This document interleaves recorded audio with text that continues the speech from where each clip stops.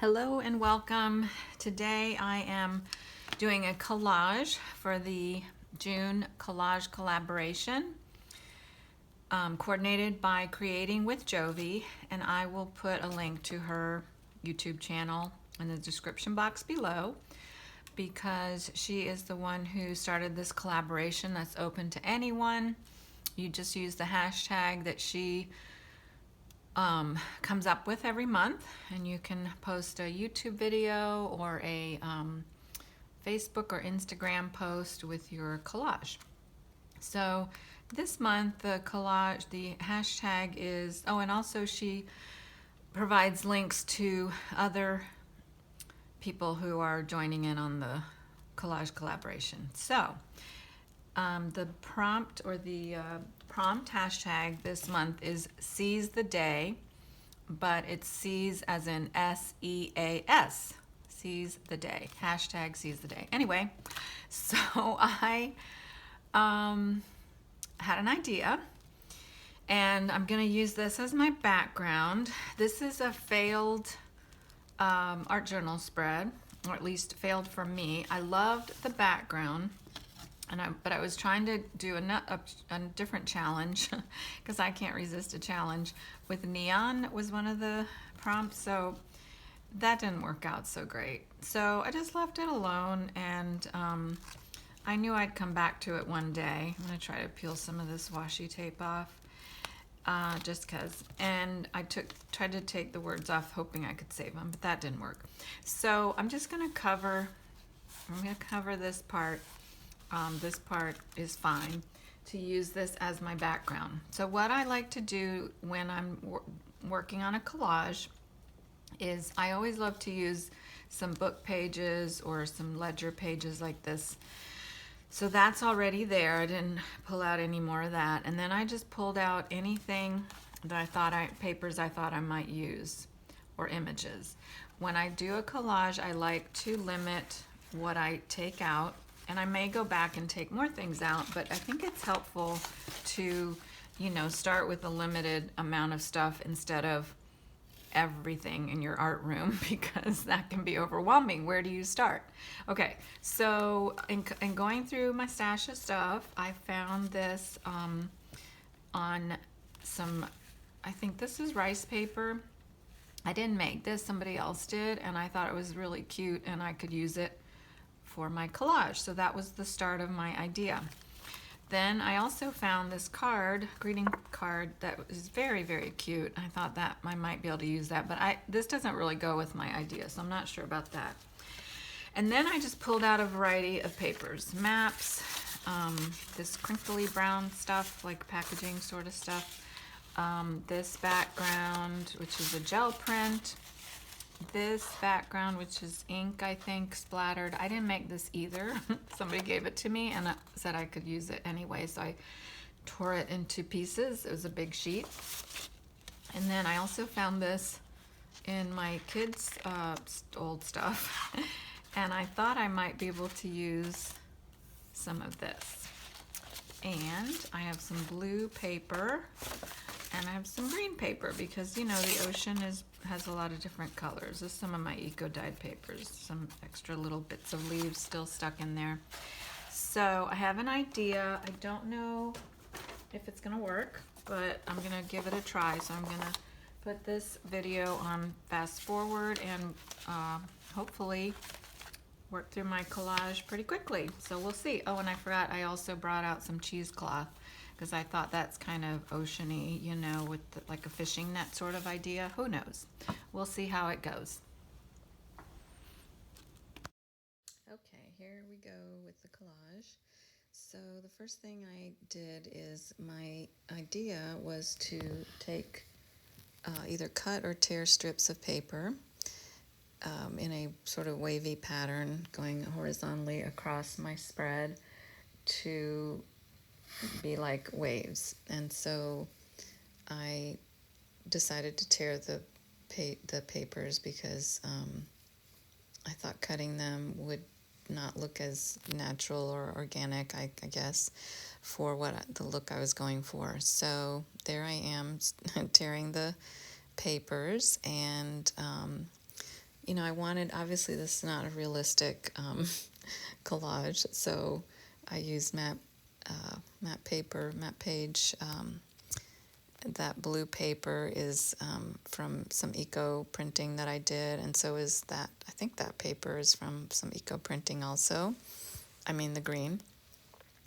And I liked the way the green looked with the blue, so I kept going with that. And I had that brown crinkly paper. It's like a packaging paper. I don't know if I showed that at the beginning of the video, but I thought that worked well with the different papers. And so that came together pretty quickly. I liked the way that looked. And so I go with that, and I'm trying to use my little scrap of blue there on the right that I had left over and the map that from tearing on the left side. I always try to use every little scrap of paper. It's good and bad, but then I realized now I really need a bigger scrap of blue, so don't be stingy with my blue and tear a larger piece. So there we go. That's a little more of correct size. And I think that looks pretty good. Excuse me. So I decide I'm going to go with that. And then I tried to work those fish pieces in, because my idea was to have that head coming out of one side of the so-called water and the tail coming out of the other. I think you can see kind of what my idea was. And I think that would have looked really good, especially with the background I had. It had matched the turquoise color in the background. I thought looked really good. But my journal really was too small, and I was just too lazy to get a bigger journal out. So I decided to use that greeting card image and have the little kitty popping out of the water, which I think looks cute too. For this size journal, it worked well. And I decided to put some cheesecloth in the background, but before that, I need to, I wanted to put some white first with some gesso and cover up the grunge a little bit, and then put some blue on there, you know, because it's kind of supposed to be the sky, even though the cat's in the water and the goldfish are in the water. So, like I said, this is not a realistic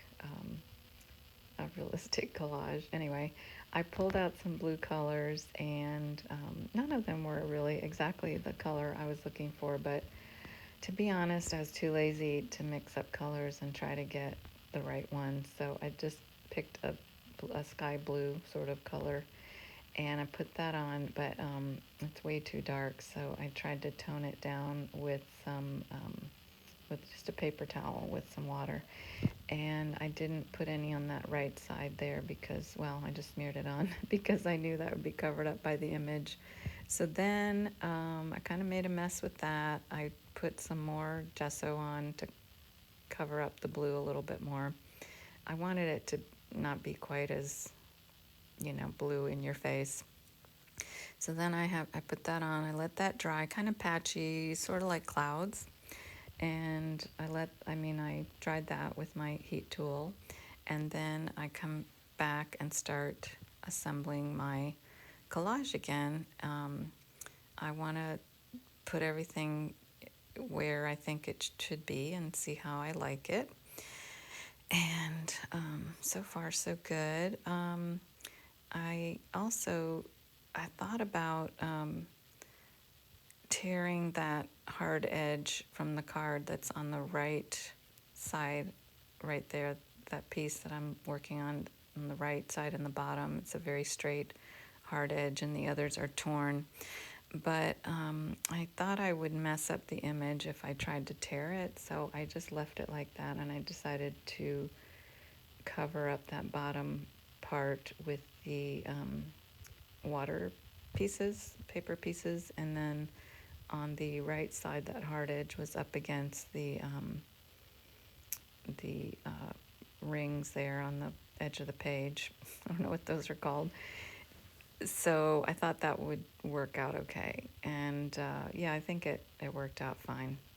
So I'm putting my pieces together again to make sure that I like it. And so you can see there, I covered up the straight edge with the matte piece. And then I'm going to use the Fabri-Tac glue to glue everything down. And the other thing I was going to say is, excuse me, that before I did all this gluing, I took a picture of I don't show this on camera, which is why I'm saying I took a picture of my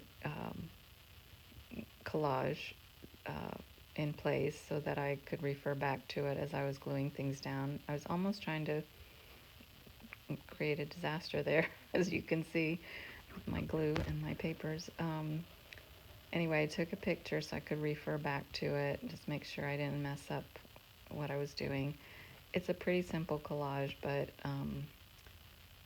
my brain lately doesn't work that great, so I just didn't want to take a chance that I forget how I had it assembled. If you have a more complicated collage with lots more pieces, that's a handy thing to do, is take a picture of your collage the way you want it to look and then start gluing things down. You can refer back to your picture. So I left this part in just to show how I'm gluing everything down, and then I do the exact same thing on the other side, which I don't show because it's just me gluing more pieces down. And regarding glues and things like that, I use Fabri-Tac because that's what I had on hand, and it works well. It's a fabric glue, but it works well with paper. It works really well with paper and other things too. I use it a lot on the junk journals that I make. But normally I would have used gel medium, which is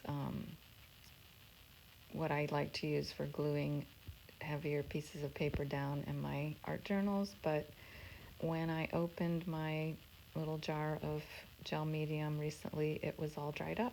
So I had to use something else. And again, that Fabri-Tac glue I knew would work well and hold everything down. Some of these papers are a bit thicker.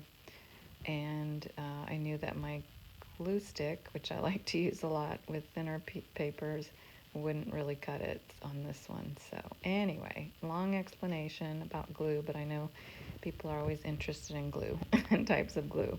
But honestly, if you have Elmer's glue, it would have worked fine on this as well. So there I am finishing up my gluing. I have glue all over my fingers. And everything's glued on. Another good thing with Fabri-Tac, I do use my glue stick there a little bit on the cheesecloth. With Fabri-Tac glue, another advantage is it dries really quickly, so that works out well too. So after I cut off the pieces there, I come back and I have written out the word seize the day, SEAS, because I thought those words, which is the prompt and the hashtag for this month, I thought they were really appropriate for this spread. So I decided to do some doodling, as you can see there. And I will admit that I am not a great doodler. I don't like it that much, and it kind of stresses me out a little bit, to be honest. But again, I tried to just do it and not think about it too much, and just go with it. I know that if you're not good at something, one of the best ways to get better at it is, to practice and do it, because you can't get better at something if you don't, keep trying it. So that's what I'm doing. I use some white Posca pen on a couple of parts, and now I'm using a black, I can't remember the name of this pen, to do some circles and some other little doodads on there. Again, I'm not a great doodler, but I decided, to just do it and, and not worry about it too much, and show you on this video that, just try things even if you don't think they're that great, and don't be worried about, your end result as much, and just try things. So that's what I'm doing. And I put like little wavy sort of parts on the map pages, and I think it would have looked fine without a lot of doodling too. So anyway, it's all a matter of preference. I really would have loved to have sewn on there because I love to use sewing on everything these days, but I couldn't really do that with my journal. Put it under the sewing machine. Okay, so finally finished with that fantastic doodling, and I decided I was trying to think about my words and if I needed some kind of, I don't know, frame or something. So I just added a few little wavy lines there to finish it up, and then I glue it on. Oh, first I decided that I wanted it to look like it was stapled on, but I couldn't, my stapler wouldn't reach in there obviously, so I just stapled it and then I glued it on. And that is my pretty much my finished piece. Once again, using my Fabri-Tac glue.